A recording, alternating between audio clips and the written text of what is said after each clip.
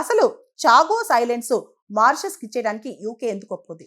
ముందుగా చాలా పెద్ద లీగల్ బ్యాటిల్స్ చేసింది మారిషస్ ఈ ఐలాండ్స్ కోసం. అంతేకాదు ఇంకా కంటిన్యూ అయితే కనుక మారిషస్ చుట్టుపక్కల కూడా అంటే ఎటువంటి అగ్రిమెంట్ లేకుండా కంటిన్యూ అవుతే చైనా ఇతర ఫారిన్ కంట్రీస్ అక్కడికి వచ్చి వాళ్ళ బేసెస్ ఏర్పాటు చేసుకోవడం, వాళ్ళు ఎక్సర్సైజ్ చేయడం ఇవన్నీ చేస్తాయి.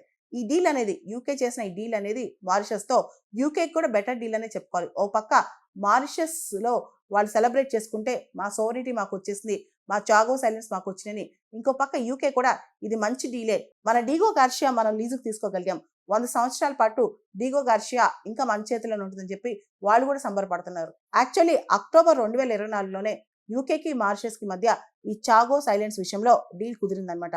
చాగోస్ ఐలాండ్స్ అంటే గ్రూప్ ఆఫ్ ఐలాండ్స్, దాదాపు 60 ఐలాండ్స్ ఉంటాయన్నమాట. దీనిలో ప్రత్యేకమైన ఐలాండ్ డీగో గార్షియా. ఈ డీగో గార్షియా బ్రిటన్ అమెరికాకి ఫస్ట్లో 50 years లీజ్కి ఇచ్చింది.